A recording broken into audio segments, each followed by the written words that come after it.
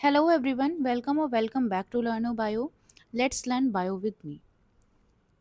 आज के लेक्चर का हमारा टॉपिक है क्लासिफिकेशन ऑफ लिविंग वर्ल्ड। हम लोगों ने बायो को पढ़ना शुरू किया था लास्ट के लेक्चर में। हम लोगों ने इंट्रोडक्शन पढ़ लिया था कि बायो की मेजर जो ब्रांचेस होती हैं और सब ब्रांचेस पढ़ी थी। ठीक है, आज हम लोग पढ़ेंगे classification of living world. Means जो लिविंग ऑर्गेनिज्म हैं उनको किस किस तरह से क्लासीफाई किया गया है। ठीक है, तो अब सबसे पहले ये समझो कि क्लासिफिकेशन की नीड क्यों पड़ी। क्लासिफिकेशन की जो नीड है वो इसलिए पड़ी क्योंकि जो लिविंग ऑर्गेनिज्म है उनका नंबर बहुत ज़्यादा है, तो सबको एक एक करके पढ़ना बहुत मुश्किल है। ठीक है, तो इसलिए उस स्टडी को आसान बनाने के लिए, सब लोगों को आसानी से समझ में आ सके और एक ऑर्गेनाइज्ड वे में पढ़ने के लिए लिविंग ऑर्गेनिजम्स को क्लासिफाई किया गया। मींस उन एनिमल्स को, उन लिविंग ऑर्गेनिजम्स को एक साथ एक प्लेस पे रखा गया, एक ग्रुप में रखा गया और उसके जनरल कैरेक्टरिस्टिक्स बनाए गए। मींस बहुत जैसे ये ए बी सी डी, ये चार ऑर्गेनिजम्स हैं, चार लिविंग ऑर्गेनिज्म हैं। इसमें से मान लो ए और बी के कुछ कैरेक्टरिस्टिक सिमिलर हैं, बट सी और डी के कैरेक्टरिस्टिक इन दोनों से मैच नहीं करते हैं। तो ए और बी के जो कैरेक्टरिस्टिक सिमिलर हैं तो ए बी को एक ग्रुप में रख दिया गया। ठीक है, और उसके बाद सी डी को, अगर इनके कुछ कैरेक्टरिस्टिक एक दूसरे से मैच कर रहे हैं तो इनको एक ग्रुप में रख दिया गया। ठीक है, तो इस तरह से ग्रुपिंग की गई और जनरल कैरेक्टरिस्टिक्स पढ़े गए। तो इसीलिए जब हम आगे किंगडम्स पढ़ते हैं, फाइलम्स पढ़ते हैं, तो उसमें सबसे पहले हम क्या करते हैं, सबसे पहले जनरल कैरेक्टरिस्टिक पढ़ते हैं कि जो ऑर्गेनिज्म उनके अंदर लाई कर रहे हैं उनमें बेसिक बेसिक क्या चीज़ कॉमन है, किस किस तरह से रेस्पायरेशन होता है, न्यूट्रिशन होता है, तो वो मोस्टली सब में सेम रहता है। ठीक है, तो नीड किस लिए पड़ी, ताकि एक ऑर्गेनाइज्ड वे में हम स्टडी कर सकें और आसानी से चीज़ों को समझ सकें। ठीक है, तो ये थी नीड। अब उसके बाद इसका शुरुआत किसने की, क्लासिफिकेशन को सबसे पहले किया किसने। ठीक है, तो अगर हम इस चीज़ को पढ़ते हैं तो देखो, जो फादर हैं क्लासिफिकेशन के वो हैं कैरोलस लीनियस। कैरोलस लीनियस को हम फादर बोलते हैं क्लासिफिकेशन के। अब जो टर्म है टेक्सोनॉमी, मींस वो साइंस जिसके अंदर हम क्लासिफिकेशन को पढ़ते हैं। ठीक है, वो किसने क्वाइन किया था, एपीडे कैंडोल ने। ठीक है, तो एपीडे कैंडोल ने टर्म टेक्सोनॉमी को दिया और Carolus Linnaeus is father of classification. अभी जो टर्म टेक्सोनॉमी है वो है क्या, तो टेक्सोनॉमी क्या है, एक साइंस है naming and classifying living organism. Means जो लिविंग ऑर्गेनिज्म है उनको हम नेम देंगे, एक यूनिवर्सल नेम देंगे जो पूरी की पूरी वर्ल्ड में एक ही नाम से वो जाना जाएगा। जैसे कॉमन नेम्स तो हर जगह अलग अलग हो सकते हैं, कहीं पे उसको उस इंग्लिश में उसको कुछ कहते हैं, हिंदी में कुछ कहते हैं, या किसी अदर लैंग्वेज में उसको कहीं पे कुछ कहते हैं। ठीक है, तो कॉमन नेम तो हर जगह उसके डिफरेंट हो सकते हैं किसी भी ऑर्गेनिज्म के।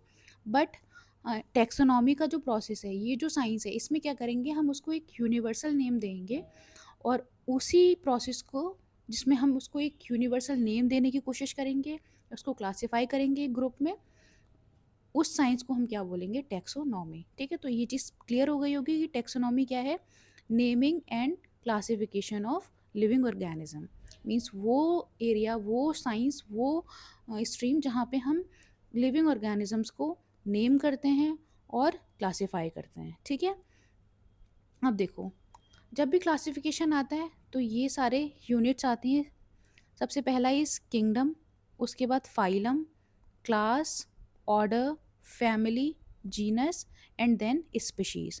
ठीक है, ये हम लोग हमेशा से ये हायरार्किकल सिस्टम पढ़ते आ रहे हैं ऊपर से नीचे तक। तो इस तरह से क्लासिफाई होता है कि मीन्स जो सबसे मेजर बड़ा ग्रुप है उसको हम बोलेंगे किंगडम। जैसे किंगडम एग्जांपल हो गया प्लांटी, एनिमिलिया। ठीक है, ये सब हम पढ़ते हैं कि प्लांटी, एनिमिलिया, फंजाई, ये सब हम लोगों ने 5 किंगडम क्लासिफिकेशन पढ़ा है। अभी हम आगे ये भी पढ़ेंगे कि किस हिसाब से क्लासिफिकेशन शुरू हुआ। पहले 2 किंगडम क्लासिफिकेशन आया, फिर 3 किंगडम, फिर 4 किंगडम। तो सबसे बड़ा जो यूनिट हो जाएगा, एक बहुत बड़ा ग्रुप ऑफ लिविंग ऑर्गेनिज्म, उसको हम बोलेंगे किंगडम। ठीक है, तो किंगडम क्या है, हाईएस्ट टेक्सोनॉमी कैटेगरी। मीन्स जो टेक्सोनॉमिकल हायरार्की है, जो एक एक वो पूरी सीढ़ी बनी हुई है, उसका सबसे पहला पॉइंट और सबसे ऊंचा पॉइंट क्या है, किंगडम। ठीक है, इसका एग्जांपल हो गया प्लांटी, एनिमिलिया, फंजाई, मोनरा, प्रोटिस्टा। ठीक है, तो इस तरह के एग्जांपल्स किसके अंडर लाई करते हैं? किंगडम के। इसमें बहुत बड़े ग्रुप ऑफ एनिमल्स या इंसेक्ट्स या माइक्रो ऑर्गेनिजम्स इंक्लूड होते हैं, ठीक है। किंगडम के बाद आता है फाइलम। इसको हम यूनियन भी बोल सकते हैं, डिवीज़न भी बोल सकते हैं, ठीक है। बट कॉमन हम लोग क्या बोलते हैं? फाइलम। अब फाइलम क्या होता है? Phylum for animals and division for plants. अगर हम एनिमल्स में अगर होगा तो वो फाइलम कहलाएगा, और अगर प्लांट्स में इसकी सब कैटेगरी होगी तो उसको हम डिवीज़न बोलेंगे। जब हम जैसे क्लासिफिकेशन लिखते हैं तो सबसे पहले हम किंगडम लिखेंगे, ठीक है। लेकिन अगर वो प्लांट की स्पीशीज़ के बारे में लिख रहे हैं तो हम किंगडम के नीचे क्या लिखेंगे? डिवीज़न। वहीं हम एनिमल का क्लासिफिकेशन कर रहे हैं तो सबसे पहले हम किंगडम लिखेंगे, लेकिन किंगडम के बाद हम क्या लिखेंगे? फाइलम, ठीक है। तो उसके बाद अब जैसे इसका एग्जांपल क्या हो गया? कॉर्डेटा। कॉर्डेटा आपको पता ही है, वो एनिमल जिनके पास नोटोकॉर्ड प्रेजेंट होती है, ठीक है। आगे हम लोग इसको एक एक करके प्रॉपरली पढ़ेंगे, अभी ब्रीफ एक ले रहे हैं कि एक ब्लूप्रिंट है क्या एक्चुअली। उसके बाद आता है थर्ड, क्लास। क्लास क्या होता है? वन और मोर रिलेटेड ऑर्डर्स, मीन्स जो नीचे इसके नीचे जो एक यूनिट है ऑर्डर, बहुत सारे ऑर्डर एक दूसरे से जो रिलेटेड हैं तो वो मिलके क्या बना देंगे? क्लास। इसका एग्जांपल है डाइकोटिलेडोनस। डाइकोटिलेडोनस मीन्स वो सीड्स जिनके पास दो कॉर्ड्स होते हैं इस तरह से, जैसे वीट हो गया, ठीक है। तो बहुत सारे ऑर्डर्स जो एक दूसरे से कुछ ना काफ़ी हद तक रिलेटेड होते हैं वो मिलके एक क्लास बना लेते हैं। उसके बाद अगर हम ऑर्डर की बात करें तो ऑर्डर क्या है? वन और मोर रिलेटेड फैमिलीज़, मीन्स जो नीचे वाली यूनिट फैमिली है, बहुत सारी फैमिलीज़ जो एक दूसरे से रिलेटेड हैं वो मिलके क्या एक फॉर्म करती हैं ग्रुप, ऑर्डर। जैसे कार्निवोरा। कार्निवोरा वो जो एनिमल्स को ईट करते हैं, ठीक है, मांस खाते हैं, उसको हम क्या बोलेंगे? कार्निवोरा। उसके बाद फैमिली की बात करें तो वन और मोर रिलेटेड जेनेरा, बहुत सारे जेनेरा एक दूसरे से रिलेटेड होंगे तो उसको क्या बोल देंगे हम? फैमिली। जैसे ब्रेसिकेसी, ठीक। एग्जाम्पल्स हैं छोटे छोटे याद करने के लिए। उसके बाद अगर हम जीनस की बात करें तो जीनस क्या है? A group of related species, means बहुत सारी स्पीशीज़ जो एक दूसरे से काफ़ी हद तक रिलेट कर रही हैं, सिमिलर हैं, वो मिलके क्या बना लेंगे? Solanum species. जैसे एग्जांपल क्या हो गया? सोलैनम। उसके बाद स्पीशीज़ क्या होता है? इसको याद रखना बहुत इंपॉर्टेंट है कि बेसिकली हम कोई भी दो ऑर्गेनिज्म उनको सेम स्पीशीज़ का कैसे बताएंगे।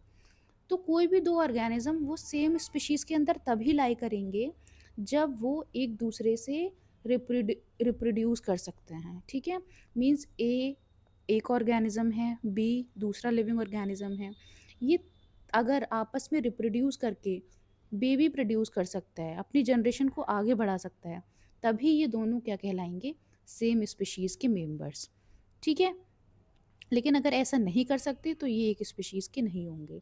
जैसे मेल और ह्यूमन फीमेल एक दूसरे से मिलके रिप्रोडक्शन करेंगे और बेबी का फॉर्मेशन करेंगे, ठीक है। तो इसीलिए इनको सेम स्पीशीज़ का माना जाएगा, ठीक। तो स्पीशीज़ की डेफिनेशन याद रखना बहुत ज़रूरी है कि कोई भी जो दो ऑर्गेनिज्म हैं वो आपस में रिप्रोडक्शन कर सकें, अपनी जनरेशन को आगे बढ़ा सकें, तभी वो सेम स्पीशीज़ के अंडर लाई करेंगे, ठीक है। तो ये पूरा एक सिस्टम समझ में आ गया होगा कि किस हिसाब से क्लासिफिकेशन होता है। किसी भी ऑर्गेनिज्म का अगर हम क्लासिफिकेशन करते हैं तो सबसे पहले लिखेंगे कि वो किस किंगडम के अंदर लाई करता है, वो प्लांट है, एनिमल है, या फंजाई है, या मोनेरा है, या प्रोटिस्टा है, क्या है, ठीक है। उसके बाद वो उसके अंडर किस फाइलम में है, फाइलम के अंदर किस क्लास में है, किस ऑर्डर में है, फिर किस फैमिली में है, उसके बाद उसकी जीनस क्या है, और उसके बाद उसकी स्पीशीज़ क्या है, ठीक है। ये चीज़ समझ में आ गई होगी।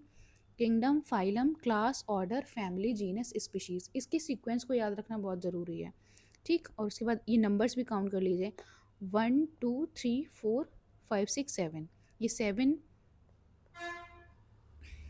स्टेप्स हैं, ठीक है। उसके बाद अब तो ये देख लिया हमने क्लासिफिकेशन। अब सेकंड जो चीज़ है उसको हम देखेंगे नॉमेनक्लेचर, मीन्स हम नेमिंग कैसे करते हैं किसी भी ऑर्गेनिज्म की। तो नॉमेनक्लेचर जो है वो किस सिस्टम से होता है? Binomial system. बाइनोमियल वर्ड जहाँ पे भी बाई वर्ड आता है वहाँ पे दो कोई भी दो चीज़ होंगी, ठीक है। तो बाइनोमियल सिस्टम ये किसने दिया था? कैरोलस लीनियस ने। इन्होंने क्लासिफिकेशन को शुरू किया था, और जब क्लासिफिकेशन को उन्होंने शुरू किया तो इन्होंने एक सिस्टम बनाया जिसको बाइनोमियल सिस्टम बोलते हैं, उसी से हम लिविंग ऑर्गेनिज्म को नेम करते हैं। अब इन्होंने एक बुक लिखी थी जिसका नाम है सिस्टम नेचुरे। ठीक है, इसको भी, ये भी थोड़ा इम्पॉर्टेंट है, इसको यहाँ पे हम स्टार मार्क कर लेते हैं। ठीक है, अब क्या होता है बाइनोमियल सिस्टम में, मीन्स दो नेम दिए जाते हैं। पहला नेम जो है उसको हम बोलेंगे जीनस, और सेकंड नेम है उसको हम बोलेंगे स्पीशीज़। ठीक है, तो जो भी ऑर्गेनिज्म है उसका जीनस लिख लो सबसे पहले, उसके बाद उसकी वो किस स्पीशीज़ के अंडर लाई करता है वो लिख लो। तो उस हिसाब से उसका जो नेम है, बायोलॉजिकल नेम है या यूनिवर्सल नेम है, साइंटिफिक नेम जिसे हम बोलते हैं, वो तैयार हो जाएगा। अब अगर हम एग्जाम्पल की बात करें तो ह्यूमंस का जो साइंटिफिक नेम है वो है होमो सेपियंस। अब यहाँ पे जो होमो है वो क्या है, जीनस है, और सेपियंस है वो क्या है, स्पीशीज़ है। ठीक है, तो हम लोग सेपियंस स्पीशीज़ के होते हैं और हमारा जीनस है होमो। लेकिन अब इसमें भी लिखने के कुछ रूल्स हैं कि जब भी हम जीनस का नाम लिखते हैं, जैसे जो सबसे पहला नाम है उसमें जो हम पहला लेटर होता है वो हमेशा कैपिटल होना चाहिए। ठीक है, और इस आगे के स्मॉल लेटर्स होने चाहिए। बट जो सेकंड नाम है जिसको हम स्पीशीज़ का नेम बोलते हैं, उसमें जो पहला लेटर है वो हमेशा स्मॉल होना चाहिए। ठीक है, तो ये रूल्स हैं कुछ, इनको हमेशा याद रखना है कि जो जीनस है उसका पहला लेटर कैपिटल, और जो स्पीशीज़ है, जो स्पेसिफिक नेम है उसका, उसको हम क्या लिखेंगे, हमेशा स्मॉल लेटर से शुरू करेंगे। ठीक है, तो ये रूल्स हैं। आपने देखा होगा बुक में हमेशा इटैलिक्स में लिखा होता है, तो ये भी वहीं उसी का एक रूल है कि जब भी हम प्रिंट फॉर्म में उसको लिखेंगे तो हम इटैलिक्स में लिखेंगे, और अगर हम उसमें अपने आप हैंड रिटन लिख रहे हैं तो उसको हम अंडरलाइन कर देंगे। ठीक है, तो ये कुछ रूल्स हैं बाइनोमियल सिस्टम के। तो अभी ये जो नेम है वो यूनिवर्सल सेम रहेगा हर जगह, ह्यूमंस को होमो सेपियंस ही बोला जाएगा साइंटिफिक लैंग्वेज में। ठीक है, तो ये तो हो गया नॉमेनक्लेचर। अब देखो, जो हमने पढ़ा कि किस किस तरह से क्लासिफिकेशन की शुरुआत हुआ, तो सबसे पहले आया टू किंगडम क्लासिफिकेशन। इसको किसने इंट्रोड्यूस किया था, कैरोलस लीनियस ने। कैरोलस लीनियस ने क्या बोला कि जितने भी दुनिया में ऑर्गेनिजम्स हैं, जितने भी प्लांट्स ले लो, एनिमल्स ले लो, उन सबको इन्होंने सिर्फ दो पार्ट में डिवाइड कर दिया, ह्यूमंस को, एनिमल्स को, इंसेक्ट्स को, माइक्रो ऑर्गेनिजम्स को, सबको डाल दिया एनिमल में, और जितने भी प्लांट्स हैं, हर्ब्स हैं, श्रब्स हैं, उन सबको डाल दिया प्लांट्स में। इन्होंने सिर्फ दो कैटेगरी में डिवाइड किया कि प्लांट्स और एनिमल, इसलिए इन्होंने दो किंगडम दिए, प्लांटी और एनिमिलिया। ठीक है, फिर उसके बाद आए अर्नस्ट हैकल। अर्नस्ट हैकल ने क्या कहा कि नहीं भाई, दो किंगडम नहीं होते हैं, तीन किंगडम होते हैं। हम जो भी लिविंग ऑर्गेनिज्म है उनको हम तीन पार्ट में डिवाइड करेंगे। तो इन्होंने एक नया फाइलम नया किंगडम इंट्रोड्यूस किया जिसको हम बोलेंगे प्रोटिस्टा। ठीक है, तो इन्होंने क्या किया कि जो भी छोटे ऑर्गेनिज्म है जिनको प्रो मीन्स सबसे पहले आए हुए, जैसे बैक्टीरिया वगैरह है, इन्होंने उसको प्रोटिस्टा में डाला और बाकी सबको प्लांटी एंड एनिमल्स को एनिमेलिया में। ठीक है, तो इन्होंने एक नए किंगडम की शुरुआत की जिसको बोलेंगे प्रोटिस्टा। फिर उसके बाद आए हर्बर्ट कोपलैंड। इन्होंने कहा कि इन्होंने मोनेरा को इंट्रोड्यूस किया। ठीक है, इन्होंने कहा नहीं भाई, तीन नहीं, एक और किंगडम होता है जिसको हम बोलते हैं मोनेरा, और फिर उन्होंने कुछ ऑर्गेनिजम्स मोनेरा के अंदर डाले। ठीक है, तो इन्होंने बोला कि मोनेरा, प्रोटिस्टा, प्लांटी और एनिमिलिया, चार फाइलम होते हैं। उसके बाद आते हैं रॉबर्ट विटेगर, जिन्होंने 5 किंगडम क्लासिफिकेशन दिया, जो आज तक मान्य है हर जगह यूनिवर्सली, और सबसे ज़्यादा फेमस, सबसे ज़्यादा इम्पॉर्टेंट यही है, सबसे ज़्यादा इसी को अडॉप्ट किया गया। इन्होंने बोला कि 5 किंगडम्स होते हैं, Monera, protista, fungi, Plantae and Animalia. ठीक है, जिसको हम अभी एक एक करके फर्दर डिस्कस करेंगे। ठीक है, तो ये याद करो कि 5 किंगडम क्लासिफिकेशन किसने दिया था, रॉबर्ट विटेगर ने, और सबसे पहले क्लासिफिकेशन किसने दिया था, कैरोलस लीनियस ने। ठीक है, और ये 5 किंगडम्स कौन कौन से, Monera, protista, fungi, Plantae and Animalia. उसके बाद एक और आए कार्ल वोस। इन्होंने क्या कहा कि 6 किंगडम होते हैं। इन्होंने मोनेरा को फर्दर दो पार्ट में डिवाइड कर दिया, आर्की बैक्टीरिया और you bacteria. Archie bacteria means वो बैक्टीरिया जो सबसे पहले आए हुए हैं या जो बहुत हाई टेम्परेचर में रह सकते हैं, और यू बैक्टीरिया ट्रू बैक्टीरिया। ठीक है, इसलिए इन्होंने मोनेरा को दो पार्ट में डिवाइड कर दिया, तो इस हिसाब से इन्होंने 6 किंगडम बना दिए। बट जो सबसे अडेप्टेबल हैं वो हैं 5 किंगडम क्लासिफिकेशन। इसको ही हम प्रॉपरली एक एक किंगडम को डिस्कस करेंगे। ठीक, तो ये चीज़ बिल्कुल क्लियर हो गई होगी कि किस हिसाब से किस किस तरह से क्लासिफिकेशन की शुरुआत हुई, कि पहले सिर्फ प्लांट्स और एनिमल्स में सारे लिविंग ऑर्गेनिज्म को डिवाइड किया गया। फिर उसके बाद प्रोटिस्टा, किसी ने सोचा कि प्रोटिस्टा के अंदर हम लोग ये माइक्रो ऑर्गेनिज्म को फिल करेंगे। ठीक है, उसके बाद मोनेरा आया, उसके बाद Monera, protista, fungi, Plantae, Animalia. ठीक है, इन्होंने फंजाई को भी इंट्रोड्यूस कर दिया कि जो फंगस होते हैं उनके लिए अलग, वो ना तो प्लांट्स हैं, वो ना एनिमल्स हैं और ना इस कैटेगरी में आ रहे हैं, वो अलग ही हैं। तो इन्होंने फंजाई को इंट्रोड्यूस किया और एक नया किंगडम बनाया। ठीक है, अब उसके बाद हम देखो नॉमेनक्लेचर पढ़ रहे हैं, तो हम कुछ कॉमन नेम्स याद कर लेते हैं, मोस्टली जो एग्ज़ाम के पर्सपेक्टिव से बहुत इंपॉर्टेंट है। तो सबसे पहले प्लांट्स के देखो जो इम्पॉर्टेंट हैं। अब अगर हम नीम की बात करें तो नीम को हम बोलेंगे एजार्डिएक्टा इंडिका। ठीक है, उसके बाद तुलसी को बोलेंगे ओसिमम सैक्टम, मैंगो को बोलेंगे मैग्नीफेरा इंडिका, राइस है ओरिजा सटाइवा, वीट है ट्राइडिकम एस्टिबम। अब देखो पहला है जीनस, दूसरा है स्पीशीज, ये हमेशा याद कर रखना है। ये ऐसे भी क्वेश्चन आ सकता है कि वीट की जीन क्या है, तो जीन क्या है ट्राइटिकम एस्टिवम जीनस। ठीक है, स्पीशीज क्या है एस्टिवम। ठीक, तो ये चीज़ भी याद रखना है कि पहला name is genus and second is species. इस तरह से आपको एक तोड़ के भी पूछ सकते हैं क्वेश्चन कि उसका जीनस बताइए, स्पीशीज़ बताइए। बाकी फुल नेम भी आता है कि साइंटिफिक फुल नेम क्या है। मैंगो और वीट ये थोड़ा इंपॉर्टेंट है, वीट का मोस्टली पूछा जाता है। मेज़ को बोलेंगे ज़िया मेज़, पोटैटो को बोलेंगे Solanum tuberosum, tomato is Solanum lycopersicum, onion is Allium cepa, garlic is Allium sativum, cabbage is Brassica oleracea. ठीक है, मस्टर्ड इज़ ब्रेसिका निग्रा, और चिकपी जिसको हम ग्राम बोलेंगे, चना बोलेंगे, वो है साइसर एरिएंटिनम। पी को बोलेंगे पाइसम सटाइवम। पी पी भी थोड़ा इंपॉर्टेंट है क्योंकि पी पे ग्रेगर जॉन मैंडल ने जो भी लॉ ऑफ इनहेरिटेंस थे उसके लिए एक्सपेरिमेंट दिया किया था और उसके लिए 3 लॉ दिए थे, लॉ ऑफ इनहेरिटेंस इनको बोलते हैं। और ग्रेगर जॉन मैंडल कौन है, फादर ऑफ जेनेटिक्स। ठीक है, तो पी का भी नाम याद रखना है कि पी को हम बोलते हैं पाइसम सटाइवम। अब पीनट की बात करें, ग्राउंड नट की, तो उसको बोलेंगे एरेकिस हाइपोगिया। उसके बाद सोयाबीन को बोलेंगे Glycine max, coffee is Coffea arabica, sugar cane is Camellia sinensis, sugar cane is Saccharum officinarum. ठीक है, कॉटन इज़ गॉस्पायम हर्बेसियम। इसमें कुछ कुछ जैसे मैंगो हो गया, राइस हो गया, वीट हो गया, पोटैटो हो गया और इधर ये पी हो गया, ये थोड़े इंपॉर्टेंट है, ये मोस्टली पूछे जाते हैं। ये तो हो गई प्लांट्स की बात। बट अगर हम एनिमल्स की बात करें तो टाइगर को बोलते हैं Panthera tigris, Panthera is genus and tigris is species, lion is Panthera लियो।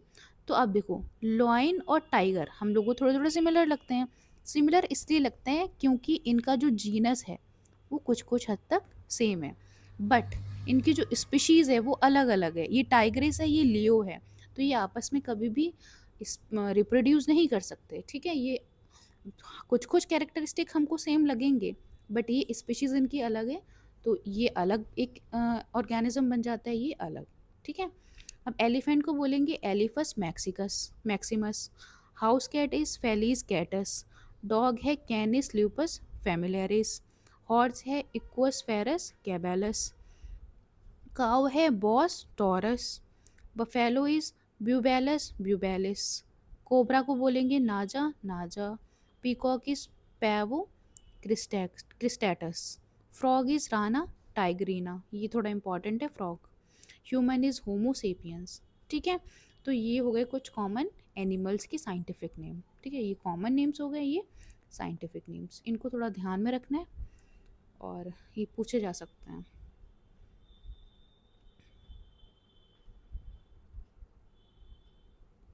अब उसके बाद ये जो हमने 5 किंगडम्स पढ़े थे उनको हम एक बार कंपेयर कर लेते हैं, उसके बाद हम सबको डिटेल में पढ़ेंगे। ठीक है, अभी हम ऊपर थोड़ा ब्लूप्रिंट ले लेते हैं कि किस तरह से जो इन्होंने किला जो ये रॉबर्ट एच विटेगर हैं, इन्होंने जब क्लासिफिकेशन किया तो इन्होंने किन किन चीज़ों को दिमाग में रखा होगा जिस हिसाब से इन्होंने क्लासीफाई किया है, 5 किंगडम बनाए हैं। तो पहला kingdom is Monera, second is Protista, third is Fungi, fourth is Plantae and fifth is Animalia. अब कुछ कुछ फीचर्स जो बहुत इंपॉर्टेंट है, मेन मेन है, उनको हम पढ़ते हैं। जैसे पहला है सेल टाइप, तो जो मोनरा होते हैं वो हमेशा कैसे होते हैं, प्रोकैरियोटिक। ठीक, दो तरह के सेल टाइप होते हैं, प्रोकैरियोटिक, यूकैरियोटिक। प्रोकैरियोटिक मीन्स जो जिनमें न्यूक्लियर मेम्ब्रेन एब्सेंट होते हैं, मीन्स जो न्यूक्लियस है सेल के अंदर, जो न्यूक्लियस होता है उसके अंदर एक मेम्ब्रेन होती है उसके ऊपर, तो ये मेम्ब्रेन अगर एब्सेंट है तो उसको हम बोलेंगे प्रोकैरियोटिक, और ये मेम्ब्रेन अगर प्रेजेंट है तो उसको हम बोलेंगे यूकैरियोटिक। तो मोनरा में ये मेम्ब्रेन एब्सेंट होती है सेल के ऊपर, तो मोनरा कैसे होते हैं, प्रोकैरियोटिक।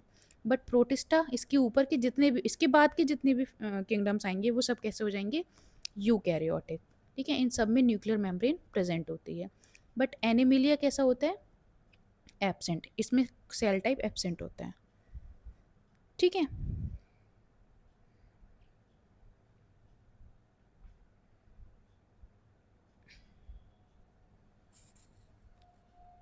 अब उसके बाद अगर हम सेल वॉल की बात करें, तो सेल वॉल देखो यहाँ पे प्रेजेंट होगी, मतलब जो सेल है पूरा उसके बाहर एक इस तरह से लेयर्स होगी जिसको सेल की प्रोटेक्शन के लिए, तो वो यहाँ पे प्रेजेंट होगी और किसकी बनी होगी, पेप्टाइडोग्लाइकन की। ठीक है, लेकिन प्रोटिस्टा में वेरिएबल मीन्स हो भी सकती है या कहीं कहीं एब्सेंट भी हो सकती है। फंजाई में ये सेल वॉल प्रेजेंट होती है बट किसकी बनी हुई होती है, काइटिन की। प्लांटी में ये प्रेजेंट होती है और किसकी बनी हुई होती है, सेलुलोज की। एनिमिलिया में ये एब्सेंट होती है। अब उसके बाद अगर हम ऑर्गेनाइजेशन की बात करें, मीन्स जो इनकी बॉडी है वो किस तरह से बनी हुई है, तो मोनरा मोस्टली कैसे होते हैं, यूनिसेलुलर होते हैं। यूनिसेलुलर मीन्स ये सिर्फ एक सेल से मिलके इनकी पूरी बॉडी बनी हुई होती है, सिर्फ एक सेल प्रेजेंट होता है इनके पास, जैसे एग्जाम्पल है बैक्टीरिया। ठीक, उसके बाद अगर हम प्रोटिस्टा की बात करें तो प्रोटिस्टा मोस्टली कैसे होते हैं, यूनिसेलुलर होते हैं। ठीक, और फंजाई मल्टी सेलुलर, इसके बाद ही सारे जितने हैं वो कैसे हैं, multi cellular. Protista mostly unicellular हैं बट कुछ कुछ हाँ प्रोटिस्टा मल्टी सेलुलर भी हो सकते हैं। उसके बाद न्यूक्लियस की बात करें तो न्यूक्लियस यहाँ पे एब्सेंट है, यहाँ पे प्रेजेंट है, प्रेजेंट है, प्रेजेंट है, प्रेजेंट है। ठीक है, मोड ऑफ न्यूट्रिशन ऑटोट्रॉफिक भी हो सकता है, हेटरोट्रॉफिक भी हो सकता है। प्रोटिस्टा में भी ऑटोट्रॉफिक हो सकता है, हेटरोट्रॉफिक हो सकता है। फंजाई हेटरोट्रॉफिक होती हैं, हमेशा डिपेंड होती हैं।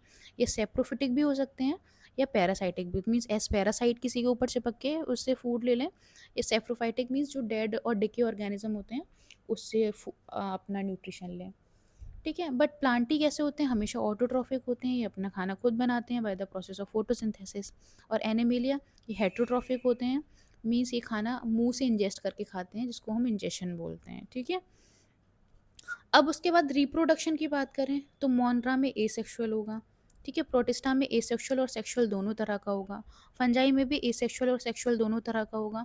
प्लांटी में मोस्टली सेक्सुअल होगा और एनिमिलिया में मोस्टली सेक्सुअल होगा। ठीक है, मोटिलिटी मोनरा कुछ कुछ मोटाइल हो सकते हैं, कुछ कुछ मोटाइल नहीं हो सकते हैं। प्रोटिस्टा में सारे के सारे मोटाइल होंगे मेनली, कहीं कहीं एक्सेप्शंस होंगे जहाँ पे मोटाइल नहीं हो सकते। फंजाई मोस्टली नॉन मोटाइल होते हैं क्योंकि इनका ये जो नीचे वाला स्ट्रक्चर है ये जाके जो भी सबस्ट्रेटम होता है उससे जाके चिपक जाता है, तो ये नॉन मोटाइल होते हैं।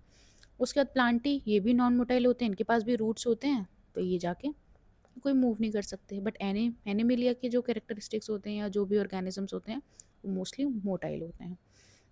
अब रिजर्व फूड की बात करें कि फूड रिजर्व किस फॉर्म में होगा, तो मोनरा में ग्लाइकोजन की फॉर्म में रिजर्व होता है। प्रोटिस्टा में स्टार्च और ग्लाइकोजन की फॉर्म में। फंजाई में ग्लाइकोजन की फॉर्म में। प्लांटी में ग्लाइकोजन की फॉर्म में और एनिमिलिया में। एग्जाम्पल्स की बात करें तो bacteria cyanobacteria, amoeba Euglena, mushroom, east, fern, mango, human, earthworm. ठीक है, इसमें कोई एक स्पेसिफिक नहीं है, सब में अलग अलग तरह के फॉर्म्स हैं कि किसी में कहीं कुछ किसी फॉर्म में स्टोर हो रहा है, कहीं किसी किस कुछ फॉर्म में स्टोर है, तो यहाँ पे इन्होंने स्पेसिफाई नहीं किया है। ठीक है, इसमें स्पेसिफाई है तो इन्होंने इसको दे दिया है यहाँ पे चार्ट में। एनिमल्स का जो भी पूरा सिस्टम है वो बहुत ही कॉम्प्लिकेटेड है, उसको मतलब एक आप प्रॉपर एक टाइप इस तरह से नहीं समझ सकते। ठीक है, तो ये तो रही एक बात आपके सारे क्लासिफिकेशंस की, किंगडम्स की, कि किस किस तरह से कौन कौन सा एक एक ब्लूप्रिंट इससे समझ आ गया होगा कि किस तरह से जो क्लासिफिकेशन का जो कैटेगरी है या क्राइटेरिया वो किस तरह से रहा होगा। ठीक है, अब हम नेक्स्ट लेक्चर में मोनेरा को पढ़ेंगे, एक एक करके एक एक किंगडम हम लोग पढ़ेंगे, तब जाके क्लियर हो जाएगा। ठीक है, आज के लेक्चर को यहीं पे रखते हैं। अगर आपको वीडियो अच्छी लगी हो तो वीडियो को लाइक करें और चैनल को सब्सक्राइब करें।